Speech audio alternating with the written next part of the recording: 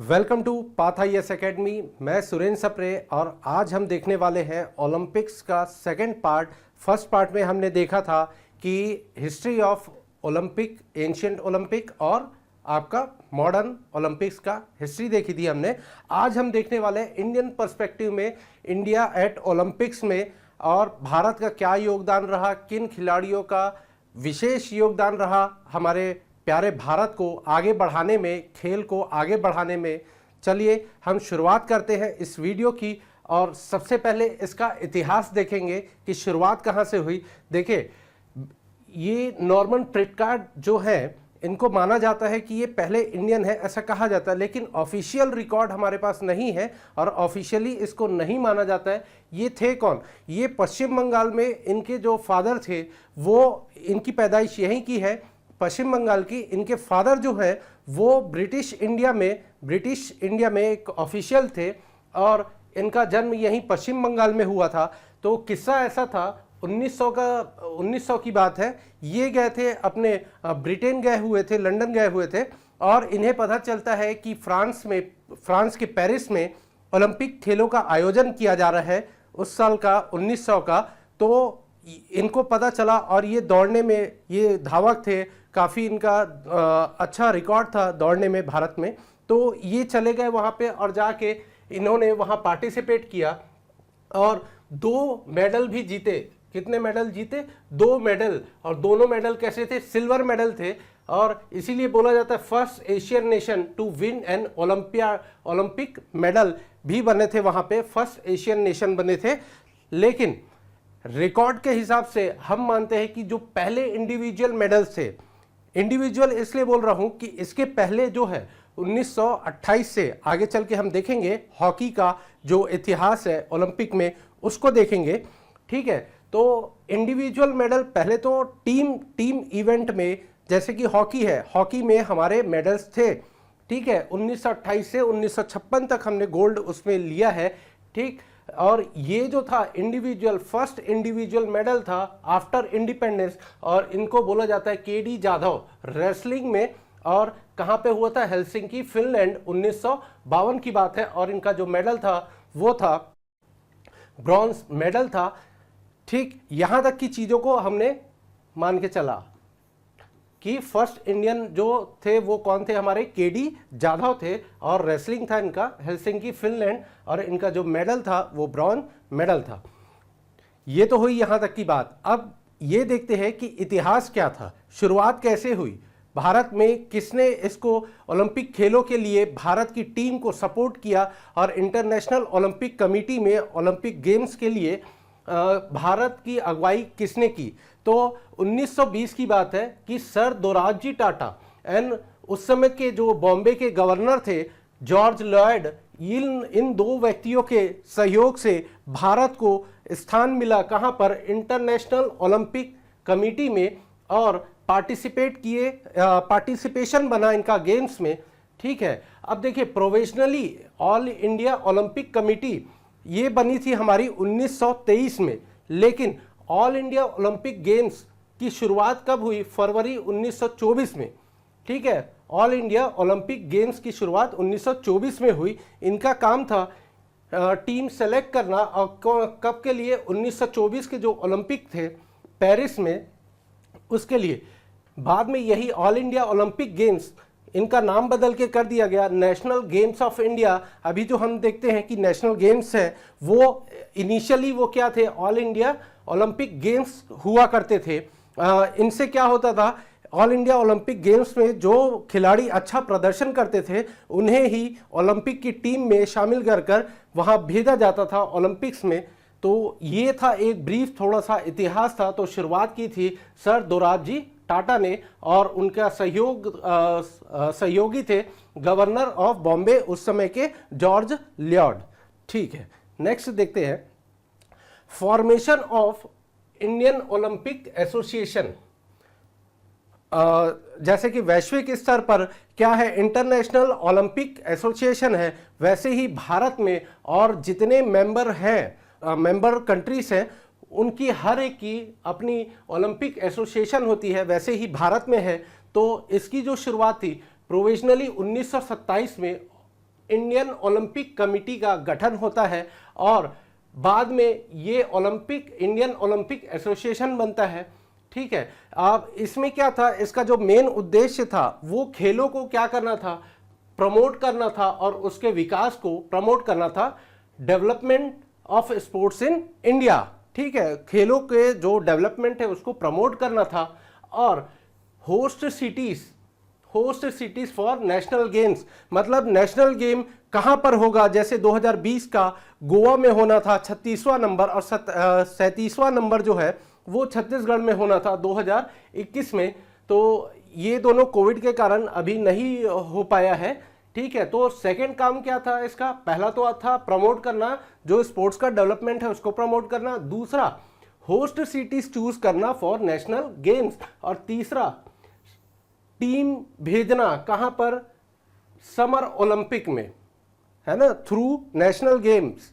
ठीक है, ये तीन इसके मुख्य कार्य है। और देखिए जो इंडियन ओलंपिक एसोसिएशन है वहाँ के जितने भी खिलाड़ी हमारे जाते हैं भारत के, तो वो किस नाम से खेलते हैं, टीम इंडिया के नाम से खेलते हैं, पार्टिसिपेट करते हैं। अब देखिए all India Commonwealth games association की तरह भी ये एज अ वर्क करता है, जो कॉमनवेल्थ गेम्स होते हैं। ठीक है, तो उस तरह से ये भी एक इंडियन कॉमनवेल्थ गेम्स एसोसिएशन की तरह भी वर्क करता है। इसका काम क्या होता है, जो कॉमनवेल्थ गेम्स में जो खिलाड़ी पार्टिसिपेट करते हैं उनका नेतृत्व करना, उनका सिलेक्शन करना, ये उसका एक और काम है। ठीक है, अब इंडियन ओलंपिक एसोसिएशन एक और इसका मेजर रिस्पॉन्सिबिलिटी होती है, जो बायएनुअल नेशनल गेम्स होते हैं, है ना, इंडियन ओलंपिक्स। ठीक है, इसे इंडियन ओलंपिक्स भी बोलते हैं हम नेशनल गेम्स को, तो इनका आयोजन करना। ठीक है, अब इसका जो सेकंड पॉइंट है वो देखते हैं हम, इसका हेडक्वार्टर कहाँ है। हेडक्वार्टर आपका ओलंपिक भवन बोला जाता है, जो कि आपकी न्यू दिल्ली में है। ठीक, अब देखिए यहाँ पर 2 पॉइंट और इंपॉर्टेंट होते हैं कि पहला प्रेसिडेंट कौन था, किसका, इंडियन ओलंपिक एसोसिएशन का, तो वो सर दोराबजी टाटा थे। जैसे कि हमने देखा था जॉर्ज लॉयड और सर दोराबजी टाटा की अगुवाई से ये हमारा ओलंपिक जो बना था, इंडियन ओलंपिक, वो था।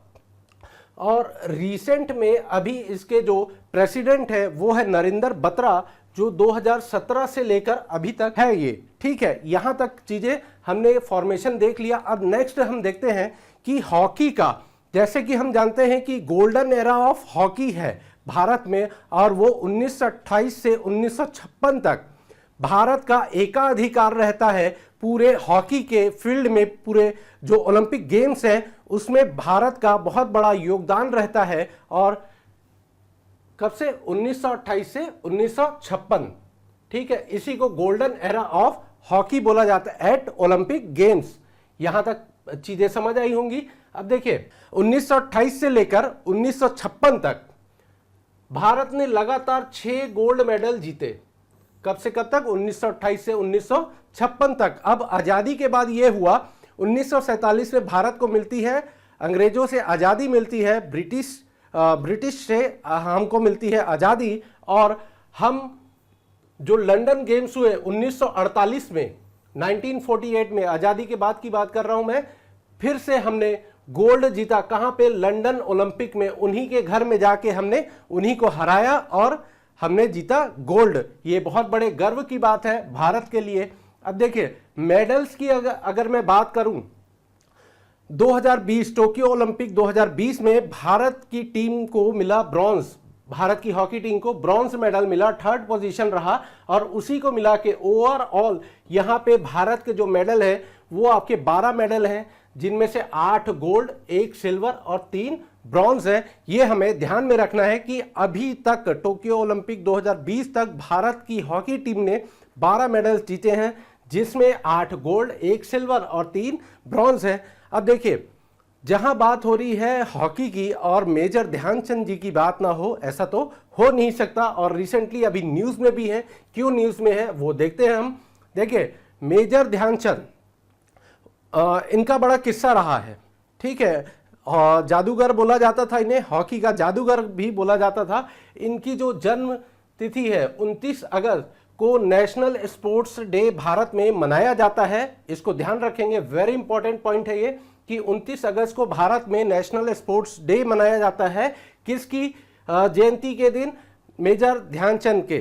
ठीक है, ये सेकंड पॉइंट इसका ये था कि 1936 में, जैसे 1928 में हुआ, 1932 और 1936 ये तीनों जो हॉकी टीम थी उनके सदस्य थे कौन? मेजर ध्यानचंद। और 1936 में ये कैप्टन भी रहे। और बड़ा अच्छा किस्सा है, बर्लिन ओलंपिक हुआ था जर्मनी में और पूरे दर्शकों की भीड़ थी और साथ में हिटलर भी वहां पर थे। 1936 की बात कर रहा हूं मैं, 1936 में हिटलर भी वहां मौजूद थे। और फाइनल में ऐसा बोला जाता है, ऐसा किस्सा प्रचलित है कि मेजर ध्यानचंद जी को हिटलर के द्वारा एक ऑफर भी दिया गया कि आप आइए, आप जर्मनी में, यहीं आपको सेना में नौकरी भी दी जाएगी और आपको आप जर्मनी की तरफ से आप पार्टिसिपेट करिए, जर्मनी की तरफ से आप खेलिए। लेकिन मेजर ध्यानचंद जी भारत माँ के सपूत और उन्होंने इस ऑफर को नकार दिया और लौट के आ गए हमारे भारत। चलिए, यहां तक तो हो गया किस्सा, इतिहास का किस्सा हो गया। अब देखिए रिसेंट में, जैसे कि हम जानते हैं कि हाईएस्ट जो स्पोर्ट्स अवार्ड है भारत में वो था राजीव गांधी खेल रत्न अवार्ड। रिसेंटली केंद्र सरकार ने इसका नाम बदल कर दिया है, मेजर ध्यानचंद जी को समर्पित कर दिया है, मेजर ध्यानचंद खेल रत्न अवार्ड। अब इसे इस नाम से जाना जाएगा, ये एक सम्मान की बात है। तो नेक्स्ट अब देखते हैं हम कि आज़ादी के बाद हमारा क्या स्टेटस रहा। आज़ादी के बाद जो 1952 का हेलसिंकी ओलंपिक्स था, इसे एक हिस्टोरिक मोमेंट के हिसाब से देखा जाता है। क्यों? मैंने पहली स्लाइड में हमने डिस्कस किया था कि केडी जाधव जो फर्स्ट इंडिविजुअल बनते हैं ओलंपिक मेडल्स पाने वाले, इनका मेडल जो था वो ब्रॉन्ज मेडल था। ये यहां तक की बात हो गई 1952 की। उसके बाद सीधा हम आते हैं कहां पे? रोम ओलंपिक्स में आते हैं 1960 में। ठीक है, 56 तक का इतिहास है, 56 में तो हॉकी के बारे में हमने देख लिया है। अब 1960 रोम ओलंपिक्स की बात करते हैं। रोम ओलंपिक्स में इंडियन हॉकी ओलंपिक, ये फिर से यहां पर जो हमारा हॉल्ट है कब? 1928 से लेकर 1956 तक भारत लगातार 6 मैच जीतता है, हॉकी में गोल्ड लेता है। और हमारा जो गोल्ड रश था, जो दौड़ थी गोल्ड की, यहां पर समाप्त होती है और हमारे पड़ोसी देश पाकिस्तान के द्वारा हमें फाइनल में हराया जाता है। लेकिन हम जीतते हैं क्या? सिल्वर मेडल जीतते हैं। कब? 1960 के रोम ओलंपिक्स में। Very important. आप नेक्स्ट इसमें देखिए, एक लेजेंडरी है ना, लेजेंडरी, हाल ही में इनका देहांत हुआ है, मिल्खा सिंह। भारत के सम्मान है, ये भारत का गर्व रहे हैं मिल्खा सिंह जी।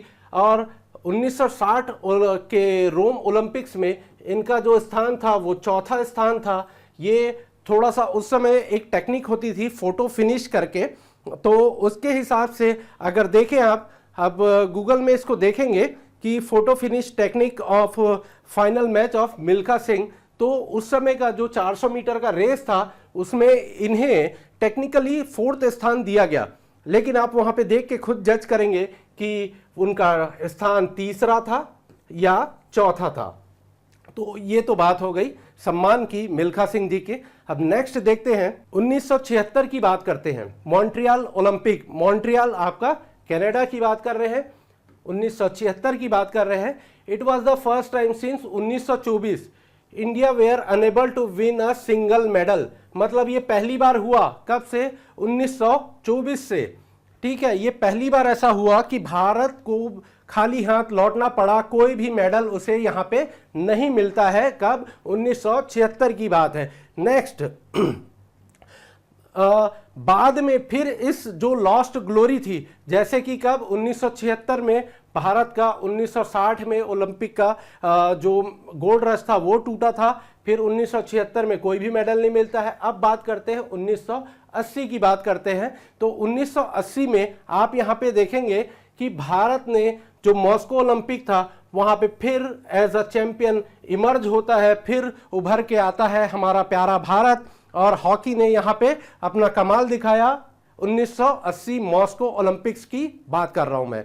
अब नेक्स्ट यहाँ पे देखते हैं, ये जो 3 ओलंपिक रहे हैं 80s baron run for India के नाम से प्रचलित हैं, कि वहां पे पूरा सूखा पड़ गया, बंजर हो गई, कोई ओलंपिक का कोई मेडल नहीं रहा भारत का। कब? 1984, 1988 सियोल यानी कि south Korea, Los Angeles Olympics 1984, 1988 Seoul south Korea, और 1982 बार्सिलोना स्पेन। ये जो 3 ओलंपिक रहे हैं ये आपका बैरन थे। बैरन कहने का मतलब एक भी मेडल हमें नहीं मिलता है। नेक्स्ट, लेकिन यहाँ पे इंपॉर्टेंट जो पॉइंट है 1984 वाला, एक हमारी धावक जिसे हम बहुत अच्छे से जानते हैं, पीटी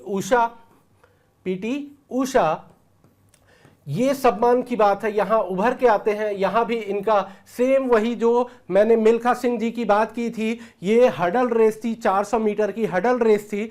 यहां पर आपका जो फोटो फिनिश वाला टेक्निक था, फिर यहां भारत के लिए एक श्राप बनता है और भारत फिर अपना ब्रॉन्ज मेडल यहां चूक जाता है। पीटी ऊषा, जिसे हम पयोली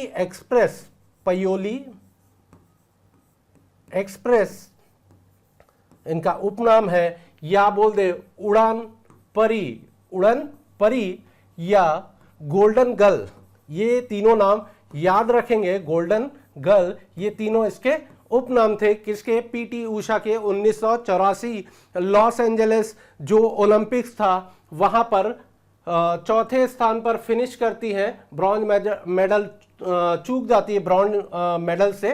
पयोली एक्सप्रेस बोल दे, उड़न परी या गोल्डन गर्ल, सम्मान की बात है। अब देखिए नेक्स्ट हम पहुंचते हैं 1996 के अटलांटा ओलंपिक्स में। ये फिर से एक भारत के लिए बहुत बड़ी सम्मान की बात थी, जब हमारे टेनिस जो खिलाड़ी हैं, टेनिस के बादशाह जो हैं लिएंडर पेस, यहां उभर के आते हैं और जीतते हैं ब्रॉन्ज मेडल। और ये सेमीफाइनल में, ये उस समय की बात है जब आंद्रे अगासी जैसे ब्रिटेन के प्लेयर, बहुत ही खूंखार प्लेयर उस समय के माने जाते थे, उनको हमारे एक 22-23 साल के यंग प्लेयर ने, लिएंडर पेस ने हराया और जीता। इन्होंने क्या? ब्रॉन्ज मेडल, कांस्य पदक जीतते हैं। अब देखिए यहां पर इनके बारे में खास ये है कि first Indian and the only tennis player to compete at 7 Olympic games. ये विश्व में बहुत ही कम ऐसे प्लेयर्स हैं जो 30 से ज़्यादा ऐसे इवेंट्स में पार्टिसिपेट किए हैं। अब जैसे कि ये 30 साल तक, 30 साल बोला जाए, और ये जैसे कि बार्सिलोना 1992 से, ये आपके 2006 रियो डी जेनेरियो जो कि ब्राज़ील में जो आयोजन हुआ था, वहाँ तक ये खेलते, लगातार खेलते हैं। और ये 2020 टोक्यो ओलंपिक में भी खेले रहते, लेकिन कोविड के कारण ये ओलंपिक डिले होता है और इसलिए ये उसी टाइम पे ऐसा होता है कि ये संन्यास ले लेते हैं, इसीलिए, वरना एक और ओलंपिक का योगदान इनके द्वारा होता है यहाँ पे। अब नेक्स्ट जो हमारा जो है ओलंपिक, वो है सिडनी ओलंपिक सन 2000। यहाँ पे एक फेमस वाक्य होता है, कन्नम मल्लेश्वरी, इसने फिर से इतिहास रचा और ये पहली महिला बनी। बहुत ही सम्मान की बात है, first women to win an Olympic medal. और इनका मेडल जो था ब्रॉन्ज मेडल, 3rd पोजीशन रही इनकी। ठीक है, कन्नम मल्लेश्वरी, ये आपका वेट लिफ्टिंग है। ठीक है, अब देखिए शी ऑल्सो अपॉइंटेड, अभी रिसेंट का न्यूज़ है कि इनको जो दिल्ली में पहला भारत का जो स्पोर्ट्स यूनिवर्सिटी बनाया गया है, उसके इन्हें वाइस चांसलर बनाया गया। बहुत ही सम्मान की बात है। ऐसे हमारे जो खास जो प्रख्यात, जो हमारे फेमस स्पोर्ट्स पर्सनैलिटीज़ हैं, उनको ऐसा सम्मान दिया जाना चाहिए। तो कन्नम मल्लेश्वरी के लिए ये सम्मान है, उन्हें वाइस चांसलर बनाया गया, दिल्ली भारत की पहली sports university in Delhi. Now it comes 2004 का एथेंस ओलंपिक। यहां पर उभर के आते हैं राज्यवर्धन सिंह राठौर, जो एक आर्मी मैन थे, और इनको मिलता है सिल्वर और मेंस डबल ट्रैप शूटिंग में फर्स्ट इंडिविजुअल इन ओलंपिक, जिन्हें मिलता है क्या, सिल्वर मेडल। ठीक है, ये ध्यान रखेंगे कि सिल्वर मेडल तक पहुंच गए हैं। नेक्स्ट जो है ये 2008 का ओलंपिक, ये बहुत ही इंपॉर्टेंट है क्योंकि यहां पर अभिनव बिंद्रा के द्वारा हमें गोल्ड का स्वाद चखाया जाएगा। यहां पे फर्स्ट वाटर शेड मतलब बरसात हो गई यहां पे मेडल्स की। हमें 3 मेडल मिलते हैं, एक बॉक्सर विजेंद्र सिंह और दूसरा सुशील कुमार, ये आपके ब्रॉन्ज मेडल होते हैं दोनों। और साथ ही ये आपका यहां पे हमें फर्स्ट इंडिविजुअल गोल्ड मिलता है, और आज तक भारत को 2 इंडिविजुअल गोल्ड मिले हैं 2020 में, नीरज चोपड़ा जेवलिंग थ्रो, वो हम आगे चल के देखने वाले हैं। यहां तक ध्यान रखेंगे, बीजिंग 2008 का जो ओलंपिक है वहां पे फर्स्ट नेशन के फर्स्ट इंडिविजुअल गोल्ड मेडल आता है किसके द्वारा, अभिनव बिंद्रा के द्वारा। शूटिंग में किसमें आता है, शूटिंग में। ठीक है, और वाटर शेड था ये 2008 का, मतलब बरसात हो गई। इंडिविजुअल पर्सन्स के द्वारा यहाँ पर मल्टीपल मेडल्स आया भारत के इस इवेंट में, जैसे विजेंद्र सिंह बॉक्सिंग में और रेसलिंग में सुशील कुमार के द्वारा दोनों ब्रॉन्ज मेडल थे। ये करता है multiple medal at single game for the first time since 1952। 1952 इसलिए बोल रहा हूं क्योंकि 1952 में हमने देखा था कि 2 मेडल आए थे। किसका था, एक हमारा यहाँ पर यहाँ जैसे कि हमने देखा था कि केडी जाधव का एक मेडल था, और एक मेडल तो हमारा हॉकी में होता है। तो यहाँ पर 2 मेडल मिलते हैं 1952 के बाद। चलिए अब नेक्स्ट जो पहुंचते हैं हम, लंदन ओलंपिक 2020 टोक्यो ओलंपिक के पहले तक इस ओलंपिक को सबसे सक्सेसफुल ओलंपिक माना जाता था, क्योंकि भारत को यहाँ पे 6 मेडल्स मिलते हैं। 6 मेडल्स थे यहाँ पे भारत के, इसलिए इसे टिल डेट तक, जब तक टोक्यो 2020 का ओलंपिक नहीं हुआ था तब तक इसे माना जाता था सफलतम जो ओलंपिक था वो यही था जहां पर 6 मेडल आते हैं। किसका क्या है ये उस समय इंपॉर्टेंट था कि किसको क्या मिला था। साइना नेहवाल बनती है बैडमिंटन में फर्स्ट मेडल पाने वाली। सुशील कुमार, और यहां पर सुशील कुमार का नाम ध्यान में रखेंगे, ये सेकंड ओलंपिक मेडल था इनका। ठीक है, सुशील कुमार, और आपका गगन नारंग, विजय कुमार, मैरी कॉम, योगेश्वर दत्त, ये 6 नाम हमें याद रखने हैं। 6 नाम, 6 मेडल मिलते हैं। अब फिर हम पहुंचते हैं 2016 का रियो ओलंपिक। यहां पर आती है हमारी पीवी सिंधु आती है, साक्षी मलिक, और ये क्या बनते हैं, the first time that the nation medal tally was made up entire women था। जो हमारा मेडल टैली था वो फर्स्ट टाइम ऐसा होता है कि वो एंटायर वुमेन डोमिनेटेड होता है। पीवी सिंधु और साक्षी मलिक यहाँ पे आती है। अब देखिए यहाँ एक सम्मान की भी बात हुई थी। दीपा कर्माकर जो कि जिम्नास्ट है, ठीक है, ये इन्होंने क्वालिफाई किया था और she missed out the bronze medal, मतलब इनका जो स्थान था वो कैसा था, 4था स्थान था। ये एक सम्मान की बात है, ऑनर की बात है। दीपा कर्माकर, ये नाम याद रखेंगे, जिम्नास्ट थी ये। तो अब आगे देखते हैं। अब फाइनली हम पहुंचते हैं हमारा जो रिसेंट का टोक्यो ओलंपिक है, हम यहाँ पहुंच गए हैं। और जिस तरह से टोक्यो ओलंपिक में भारत का सर्वश्रेष्ठ, आज तक का 100 सालों के इतिहास में जो सर्वश्रेष्ठ प्रदर्शन रहा है वो रहा है आपका टोक्यो ओलंपिक में। ये हमारे हीरोज हैं, ये आप 7 हीरोज, 6 इंडिविजुअल, और हमारा इंडियन हॉकी टीम, ये यहाँ पे आप देख सकते हैं, ये हमारे हीरोज हैं। चलिए अब शुरू करते हैं हमारा टोक्यो ओलंपिक 2020। कोविड-19 पेंडेमिक के कारण इसका आयोजन 2020 की बजाय 2021 में हुआ, 2021 में होता है। और इसे लेकिन हम टेक्निकली बोलेंगे कि 2020 का ओलंपिक है, इस पे कंफ्यूज नहीं होंगे। यहां पर देखते हैं कि टोक्यो ओलंपिक भारत का 100 साल होता है, यहां पे 100 साल पूरे होते हैं और शुरुआत हुई थी एंटवर्प 1920 से। ये आपको याद रखना है कि हमारी शुरुआत कब हुई थी। पहला कंटिंजेंट जो था वो गया था आपका 1920 के एंटवर्प गेम्स में गया था। ये 100 साल मार्क होते हैं 1920 से 2020 तक का।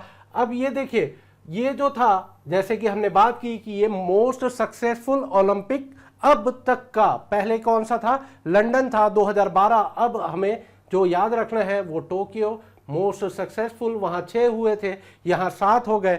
अब मेडल जो यहां पे मिलता है तो इसको कुछ इस तरह से 1 2 का 4, यानी कि गोल्ड सिल्वर एंड ब्रॉन्ज, मतलब 1 गोल्ड 2 सिल्वर और 4 ब्रॉन्ज, टोटल 7 मेडल्स मिलते हैं भारत को। और भारत की रैंकिंग जो होती है वो 48वां रैंक होता है भारत का। और ओवरऑल मेडल में देखें तो ये 33rd रैंक होता है, लेकिन ओवरऑल वाले को याद नहीं रखेंगे तो भी चलेगा। 48th रैंक हमें याद रखना है। रैंकिंग कैसे होती है अभी यहां पे आपको समझाऊंगा मैं कि रैंकिंग कैसे की जाती है। अब देखिए, मोस्ट इंपॉर्टेंट कि फ्लैग बीरर, जब भी ओलंपिक में किसी देश का जो प्रतिनिधित्व करते हैं, वहां पे जब रैली होती है ओलंपिक की, तो वहां पर रैली में जब लीड करते हैं किसी भी देश को तो उसे बोला जाता है फ्लैग बियरर, यानी कि देश का झंडा लेकर कौन आगे चल रहा है। और भारत से जो ओपनिंग सेरेमनी में देखिए दो सेरेमनी होती है, ओपनिंग सेरेमनी और क्लोजिंग सेरेमनी इवेंट का। देखिए ओपनिंग सेरेमनी के जो फ्लैग बीरर थे MC मैरी कॉम, ये इनका नाम तो हमें याद ही है। और साथ में जो मनप्रीत सिंह थे जो इंडियन हॉकी टीम के कैप्टन है, उनका नाम हमें याद रखना है। और क्लोजिंग सेरेमनी में जो फ्लैग बीरर थे उनका नाम है बजरंग पुनिया। तो ये 3 नाम हमें याद रखने हैं। अब थोड़ा रैंकिंग की बात करते हैं। तो जैसे मैंने आपको बताया कि इंडिया का 48th रैंक है और जो ओवरऑल मेडल में है वो 33rd रैंक है। तो इसका क्या मतलब होता है, 2 रैंकिंग क्यों? देखिए रैंकिंग जो है वो 2 तरह से की जाती है। एक तो ओवरऑल कितने टोटल हमें कितने गोल्ड मेडल्स मिले हैं उनके हिसाब से रैंकिंग की जाती है। और दूसरा जो आपका ओवरऑल मेडल कितने मिले हैं, गोल्ड सिल्वर ब्रॉन्ज मिला के कितने मेडल्स मिले हैं, ये एक होती है ओवरऑल टोटल मेडल टैली के हिसाब से। तो भारत का 48वां रैंक है गोल्ड के हिसाब से। 1 गोल्ड है, 2 सिल्वर और 4 ब्रॉन्ज, टोटल 7 मेडल्स। तो यहां पे रैंकिंग में इसी को असली रैंक माना जाता है। और उसी के अकॉर्डिंग 39 गोल्ड के साथ अमेरिका जो है वो टॉप पे है। अमेरिका नंबर 1 पे, सेकंड पे चाइना है, 1 मेडल से पीछे रह गया। और 3rd जापान है, 4th ग्रेट ब्रिटेन और ये है रशिया 5वें नंबर पे 20 गोल्ड मेडल के साथ। तो ये थी यहां तक की रैंकिंग की बात। तो ध्यान रखेंगे, इसको ध्यान रखेंगे कि अमेरिका कौन से नंबर पर है, 1-2 होता है अमेरिका चाइना में। तो ये दोनों को हमें याद रखना है। आगे और देखते हैं कि क्या खास है, कौन कौन हमारे मेडल होल्डर्स है। भारत के लिए गोल्ड जो लाते हैं जेवलिंग थ्रो में नीरज चोपड़ा आपका गोल्ड लाते हैं। सेकंड जो है रेसलिंग 57 केजी में रवि दाहिया, इनके द्वारा सिल्वर लाया जाता है। 3rd वेट लिफ्टिंग भारोत्तोलक में 49 केजी वुमेन में S मीराबाई चानू सिल्वर लाती हैं। नेक्स्ट जो बैडमिंटन सिंगल है, वुमेन्स बैडमिंटन सिंगल, वो PV सिंधु के नाम जाता है, ब्रॉन्ज मेडल। और 4th जो यहाँ पे 5th मेडल है वो आपका वुमेन वाल्टर वेट बॉक्सिंग जो है, वाल्टर वेट क्या है वो आगे बताऊंगा, लवलीना बोर्गेन, और ये इनको मिलता है ब्रॉन्ज मेडल। हॉकी में पूरी इंडियन हॉकी टीम यहाँ पे आती है ब्रॉन्ज मेडल के साथ। और रेसलिंग 65 केजी में आपका बजरंग पुनिया, और इनको मिलता है यहाँ पे ब्रॉन्ज मेडल। तो ये हमारे ओवरऑल 7 जो मेडल्स है भारत के टोक्यो ओलंपिक 2020 में, ये उनका एक टेबल था। नेक्स्ट जो हमारे 7 जो मेडल होल्डर्स हैं जिन्होंने भारत को सम्मानित किया, पूरे विश्व के सामने भारत का नाम रोशन किया, उनके बारे में थोड़े से कुछ पॉइंट्स देखते हैं कि नीरज चोपड़ा, ये जैसे देख पा रहे हैं gold medal, second individual gold, पहला हमने देखा था अभिनव बिंद्रा का, और यहाँ पे नीरज चोपड़ा है सेकंड इंडिविजुअल गोल्ड, और इनका स्पोर्ट्स है जेवलिन थ्रो, भाला फेंक जो है, और India first ever gold medal in athletics, और कहाँ पे, टोक्यो ओलंपिक में, खांडरा विलेज जो आपका पानीपत हरियाणा में है। हरियाणा धीरे धीरे हमारा, और ऐसा माना भी जा रहा है कि एक स्पोर्ट्स कैपिटल ऑफ इंडिया है, वहाँ से बहुत सारे स्पोर्ट्स पर्सन वहाँ से आते हैं। अब देखिए सेकंड जो सिल्वर मेडल है वो साइखोम मीराबाई चानू से, ये कैसे है, वेट लिफ्टर है, भरोत्तोलक है साइखोम मीराबाई चानू, इन्हें मिला सिल्वर। और ये कहाँ से बिलोंग करती है, एक छोटे से गांव इम्फाल के पास एक छोटा सा गांव है, कहाँ, मणिपुर में, मणिपुर की कैपिटल है इम्फाल। और देखिए इन्हें पूर्व में 2 अवार्ड मिल चुके हैं, 2018 में दोनों अवार्ड 2018 में मिले थे, पद्मश्री मिला था इन्हें, और मेजर ध्यानचंद खेल रत्न अवार्ड से भारत सरकार के द्वारा इन्हें 2018 में सम्मानित किया जा चुका है। अब देखिए मीराबाई चानू, देखिए एक स्टेटमेंट आया था, Mirabai Chanu's Olympic silver medal is like oxygen for weightlifter, weightlifter के लिए एक ऑक्सीजन के जैसे काम करेगा मीराबाई चानू का जो सिल्वर मेडल है। किसके द्वारा बोला गया, कर्णम मल्लेश्वरी के द्वारा बोला गया। इनको हम जानते ही हैं, इनके बारे में देख भी चुके हैं पीछे। नेक्स्ट जो है हमारे रवि दाहिया हैं, ये इंडियन फ्री स्टाइल रेसलर हैं जो सिल्वर मेडल जीते हैं कहाँ, टोक्यो ओलंपिक में 57 केजी कैटेगरी में। ये था इनके बारे में। नेक्स्ट यहाँ पे हम पहुंचते हैं हमारे इंडियन हॉकी टीम के लिए। 1980 के बाद ये भारत का ये कौन सा मेडल है, 12वां मेडल है हॉकी में। हम पीछे देख चुके हैं इंडियन हॉकी का जो गोल्डन एरा था उसके बारे में। अब देखिए इंडियन मेंस हॉकी टीम क्या मिला, यहाँ पे ब्रॉन्ज मिला, और किसको हराया, जर्मनी को हरा के, जो इसका 41 ईयर्स का, कब, 1980 में भारत का हॉकी में आखिरी मेडल आया था, उसके बाद सीधा 2020 में। तो ये आपका 41 ईयर्स का जो ब्रेक था उसको फिर से यहाँ पर तोड़ा इंडियन हॉकी ने, फिर सम्मानित किया। कैप्टन इसके रहे कौन, जो हमारे फ्लैग बीरर थे ओपनिंग सेरेमनी के, मनप्रीत सिंह। और इस जो मेडल है, जो भारत का ये जो इंडियन हॉकी टीम का ब्रॉन्ज मेडल है, उसको उन्होंने समर्पित किया अभी कोविड काल में, कोरोना काल में, जो हमारे हेल्थ केयर वर्कर्स ने जिन्हें जितना मेहनत किया, जो अपना योगदान दिया समाज के प्रति, जो उनका समर्पण था, उसके सम्मान में उन्होंने उसको समर्पित किया। किनको, हेल्थ केयर वर्कर्स को। इंडियन हॉकी टीम का स्पॉन्सर जो है वो है गवर्नमेंट ऑफ उड़ीसा। इन्होंने जो इंडियन हॉकी के जो मेंस और वुमेन्स दोनों टीम को स्पॉन्सर किया है, तो ये याद रखने वाली बात है, वेरी इंपॉर्टेंट है कि गवर्नमेंट ऑफ उड़ीसा ने इसे स्पॉन्सर किया और आगे 10 सालों के लिए अपना स्पॉन्सरशिप बढ़ा भी दिया है। जब ये मेडल हम लेके आते हैं, हमारी टीम ये मेडल लेके आती है, bronze medal for Indian men's hockey team. 9 एक और फिर सम्मान की बात यहाँ पे होती है, लवलीना बोरगोहेन के सम्मान में। यहाँ पे देखते हैं कि इंडियन अमेचर बॉक्सिंग, और यहाँ पे 2 कैटेगरी होती है बॉक्सिंग की, एक अमेचर होती है और दूसरा आपका प्रो बॉक्सिंग यानी कि प्रोफेशनल बॉक्सिंग। तो अमेचर बॉक्सिंग देश के लिए खेले जाने वाला स्पोर्ट्स है, ठीक है, और प्रो बॉक्सिंग आपका पर्सनल तरीके से खेला प्रोफेशनल बॉक्सिंग। जैसे कि हम देख चुके हैं विजेंद्र कुमार जो थे हमारे, वो अभी अमेचर को छोड़ के अब प्रोफेशनल चले गए, फिर वहां से राजनीति में भी चले गए, वो एक अलग मुद्दा है। यहाँ पे आते हैं लौट के और देखते हैं वुमेन्स वॉल्टर वेट। तो वॉल्टर वेट आपका देखिए 3 कैटेगरी होती है, एक होता है आपका light weight, middle weight and heavy weight, ये 3 कैटेगरीज होती है।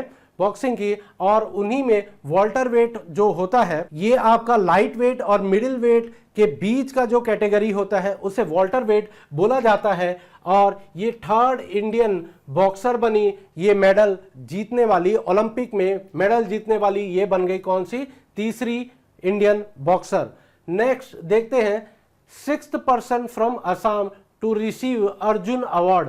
खेल में दिया जाने वाला एक और सम्मान स्पोर्ट्स पर्सन को दिया जाने वाला अर्जुन अवार्ड है, और ये असम से बिलोंग करती है, और असम की ये 6वीं पर्सन, 6वीं इंडिविजुअल है अर्जुन अवार्ड पाने वाली। यहां पे देखते हैं कि बजरंग पुनिया, बजरंग पुनिया ये नाम जहन में रहता है भारतीयों के जहन में। बजरंग पुनिया काफी मतलब फेमस प्लेयर है इंडियन फ्री स्टाइल रेसलिंग के, और इन्हें मिला ब्रॉन्ज मेडल, ये हम देख चुके हैं। कजाकिस्तान के दौलत नियाज बीको को इन्होंने हराया, कितने से, 8-0 की मार्जिन से कितने से हराया, मुद्दा वो नहीं है, मुद्दा ये है कि हमें मिला क्या, 3rd प्लेस, और मिला हमें ब्रॉन्ज मेडल, 3rd प्लेस यहाँ पे मिलता है।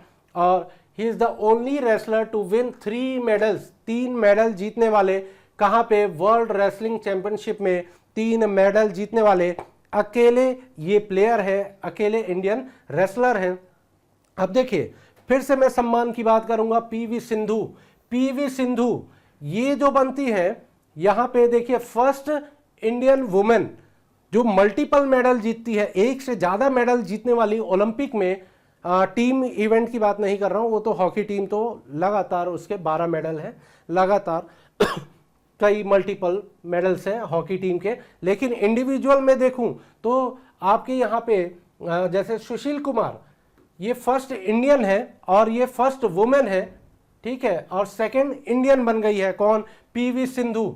मतलब इनका 2 मेडल आता है, एक बार और इनको मेडल मिला जो हम पीछे देख चुके हैं, और यहाँ पे 2020 में इन्हें फिर से मेडल मिलता है। और सुशील कुमार फर्स्ट इंडियन है, ये ध्यान रखेंगे, जिनको मल्टीपल मेडल्स मिल चुके हैं ओलंपिक में। अब नेक्स्ट देखते हैं इनके और जो अवार्ड्स हैं, जैसे अर्जुन अवार्ड मिला है इन्हें 2013 में, फिर उसके बाद पद्मश्री मिलता है 2015 में, मेजर ध्यानचंद खेल रत्न अवार्ड मिलता है 2016 में, और पद्म भूषण यहाँ पे इनको मिलता है 2020 में। इतना याद रखने वाली बात है इनके लिए। फिर से मैं आता हूँ अपने उसी पॉइंट पे कि कुछ हमारे खिलाड़ी ऐसे हैं जिनका योगदान बोला जाए कि बहुत अच्छा उनका योगदान रहा है, हालांकि उनके द्वारा मेडल नहीं लाया गया, बट मेडल लाना ही हमारे लिए सम्मान की बात नहीं है, हम वहां तक पहुंच गए, यही हमारे सम्मान की बात है। लगभग 100 से ज़्यादा खिलाड़ी इस बार के हमारे इंडियन जो कंटिजेंट था, जो दस्ता था, उसमें पूरे वहां पर पहुंचने वाला हमारे सभी भारतीय खिलाड़ियों को सम्मान है। और यहाँ ऑनर की बात करूंगा तो देखिए women's team, Indian women's hockey team, ये भी आपका जो इसका स्थान था पहला मेडल जीतने से रह गई यहाँ पर। और Indian women's hockey team Great Britain से 3-4 से हार जाती है अपने ब्रॉन्ज प्ले ऑफ में, और 4th स्थान पर आती है। कौन से स्थान पर, 4th स्थान पर आती है यहाँ पर। और इसकी कैप्टन जो थी वो हमें ध्यान में रखना है, रानी रामपाल, ये हमारे इंडियन वुमेन्स हॉकी टीम की कैप्टन है। कमलप्रीत कौर, सेकंड नाम जो आता है वो है हमारा कमलप्रीत कौर। डिस्कस थ्रो, जैसे कि माना जाता है जो पावरफुल स्पोर्ट्स होते हैं वो जनरली मेल डोमिनेटिंग होते हैं, ऐसा माना जाता है, लेकिन हमारे भारत की बेटियां किसी से कम नहीं है। और इनका जो डिस्कस थ्रो में ये पंजाब से बिलोंग करती है, पंजाब से। और डिस्कस थ्रो में इंडियन वुमेन जो हमारी एथलीट है, इंडियन एथलीट है कमलप्रीत कौर, वो आपका यहाँ से चूक जाती है। इनका भी स्थान जो होता है वो 6th प्लेस रहता है इनका, फिर भी सम्मान की बात है वहाँ तक पहुँचना। और इनके लिए जो याद रखने वाली बात है वो गो स्पोर्ट फाउंडेशन इनको मेंटरशिप करता है, जो एक राहुल द्रविड़ जो हमारे सम्मानीय प्लेयर रहे, क्रिकेटर रहे हैं राहुल द्रविड़ जी, उनका एक Rahul Dravid athlete mentorship programme चलता है, उसके तहत इनको सपोर्ट किया गया और इनका नरिश किया गया, सपोर्ट किया गया, सहयोग किया गया ये 2 नाम हो गया। तीसरा फिर मैं आता हूं अदिति अशोक। अदिति अशोक एक इंडियन प्रोफेशनल गोल्फर है जो कि भारत में एक मतलब प्रचलित खेल नहीं माना जाता है गोल्फर, और उसमें भारत का काफ़ी अच्छा योगदान रहा और ये भी चौथे स्थान पर फिनिश करती है आपका टोक्यो ओलंपिक 2020 में। अब देखिए इनका डेब्यू जो हुआ था वो 2016 के समर ओलंपिक्स में हुआ था, रियो डी जेनेरियो में 2016 के समर ओलंपिक्स में। अब ये जो चीज़ है नेक्स्ट जो है दीपक पुनिया, ये भी एक सम्मान की बात है कि ये है नायाब सूबेदार दीपक पुनिया, नायाब सूबेदार इंडियन फ्री स्टाइल रेसलर है और क्या है JCO जूनियर कमीशन ऑफिसर, हमारे कहाँ पे सम्मानीय इंडियन आर्मी में ये JCO है, नायाब सूबेदार है और इनका भी काफ़ी अच्छा योगदान रहा। ब्रॉन्ज मेडल से ये चूकते हैं। MN अमीन जो सैन मेरिनो से थे उनसे ये हार जाते हैं यहाँ पर। तो इतना जो था ये सम्मान का जो भी सिलसिला था हम देखते हैं यहाँ पे कि हमारे जो खिलाड़ी हैं और स्पोर्ट्स जो है, स्पोर्ट्स से हम जो एक यूनिटी लाते हैं उसकी बात थी। तो आगे चल के कुछ फैक्ट्स हम देखते हैं कि पहला जो फैक्ट है कि ओलंपिक खेलों को रद्द किया गया। ओलंपिक खेलों को रद्द किया जाता है तो ओलंपिक खेल सबसे पहले रद्द किए गए थे 1916 में प्रथम विश्व युद्ध के कारण, फर्स्ट वर्ल्ड वॉर के कारण 1916 में, और दूसरी बार जो रद्द किए जाते हैं वो भी द्वितीय विश्व युद्ध के कारण, वर्ल्ड वॉर सेकेंड के कारण 1940 में, वर्ल्ड वॉर सेकेंड के कारण, और तीसरा जो है उसका भी कारण था world war second 1944, world war second द्वितीय विश्व युद्ध। और चौथा जो समय आता है वो 2020 का था लेकिन 2021 में किया गया, उसे कोविड के कारण इसे डिले किया गया लेकिन रद्द नहीं किया गया। ये ध्यान रखने वाली बात है कि 3 बार इसे रद्द किया गया है, 1916, 1940 और 1944 में। पहला प्रथम विश्व युद्ध और दूसरा आपका द्वितीय विश्व युद्ध और तीसरा भी आपका सेकेंड वर्ल्ड वॉर के कारण। अब यहाँ पर एक और चीज़ है, नेक्स्ट जो है वो 2024 में होगा, 20 के बाद 24, उसके बाद 2028 में और उसके बाद 2032 में। 2024 का जो आपका होने वाला है वो एम्स्टरडैम में होने वाला है, एम्स्टरडैम में होने वाला है, नीदरलैंड्स की कैपिटल है। और 28 का LA में होने वाला है, लॉस एंजलिस USA में होने वाला है। और जो 32 का है वो आपका ऑस्ट्रेलिया के ब्रिस्बेन में होने वाला है।